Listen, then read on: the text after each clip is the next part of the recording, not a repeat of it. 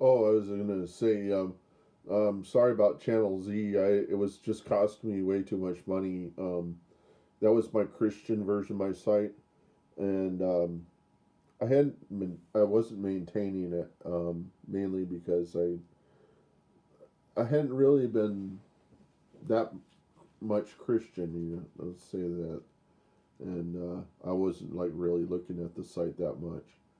Um, that's the funny thing about me is that I would like to say I was Christian, but I'm not Christian enough to maintain the all the music and all that stuff.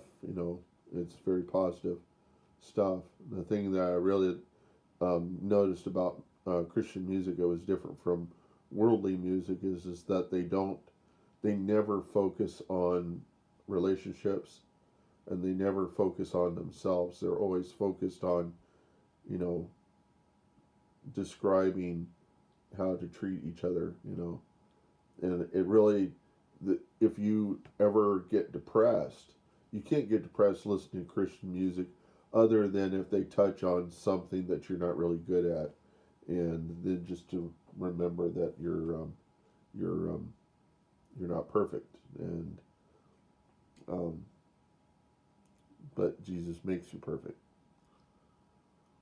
And I always wonder if I'm anywhere along the path, because I have ideas and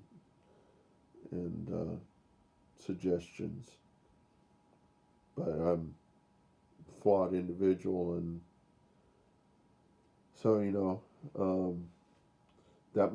that he probably was. There was a guy named Clay Kid who just replied just now, and I went and looked at his channel, and he looked pretty interesting. He's got his own thing going, and it looks like he's got some subscribers, like 800 subscribers.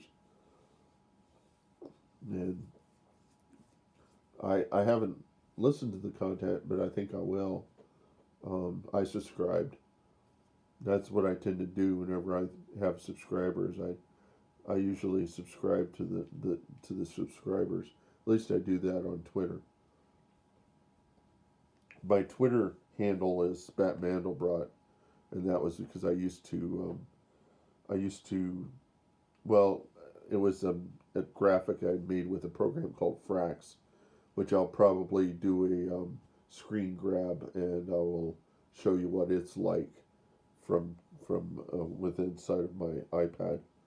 But it's a real time Mandelbrot generation program, and I made a Mandelbrot pattern. Actually, I think it was a Julia. It wasn't Mandelbrot.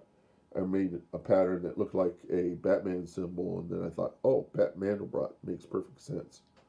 So sometimes my brain works that way, and I guess that's just an example of how my brain tends to connect ideas together. Um,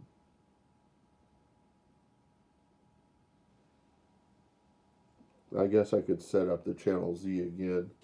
I would have to pass it with my mom because she looks after my accounts, and she's um, she's been telling me you got to cut back on your spending. You can't just spend like you used to be spending, because there's money's not going into the 401k, which is the way we're supposed to do it. And I just kept spending money like there was no tomorrow. And some of that I had spent on all these. I had been going on these little fun spending sprees of buying domains, going around and buying domains on GoDaddy, and I've got still have to go through and I have to make sure all those domains are not going to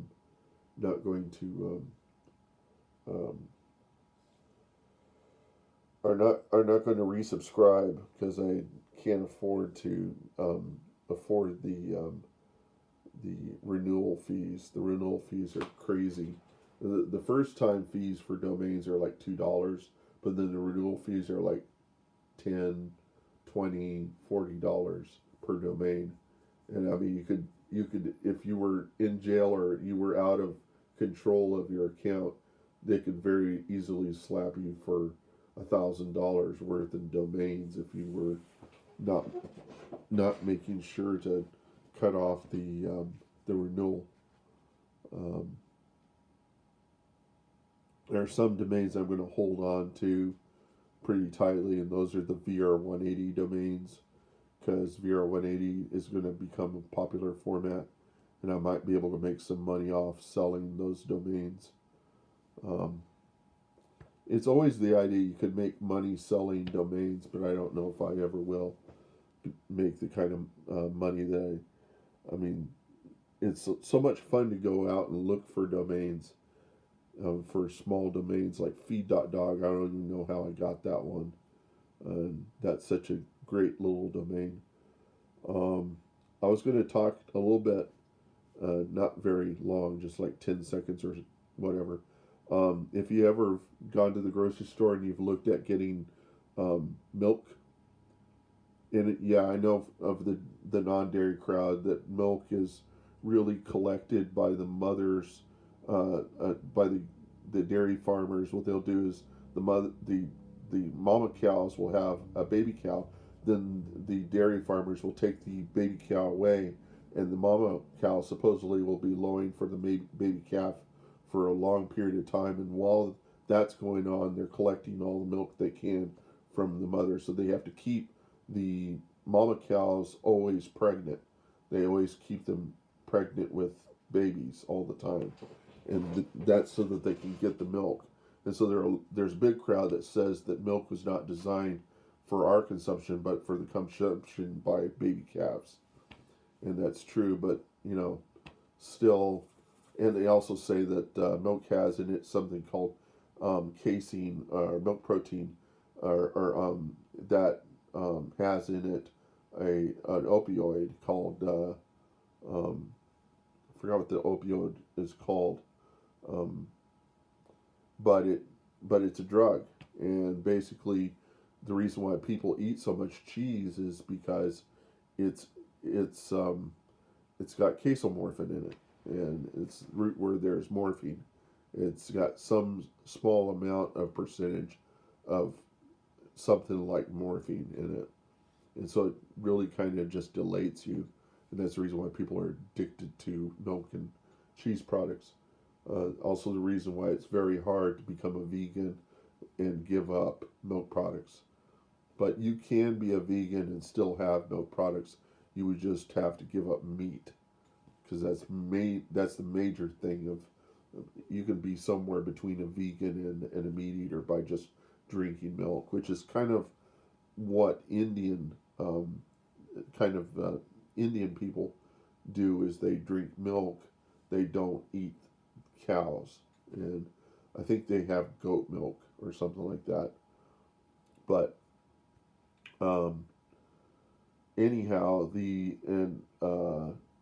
but lactose milk, lactose free milk has lactase in it, and it's sweeter. And the thing that's really cool about lactose free milk is it has a longer shelf life than lactose milk. So if you pay more for lactose free milk, keep in mind that it's going to have a longer shelf life. It won't go bad as fast as your regular milk.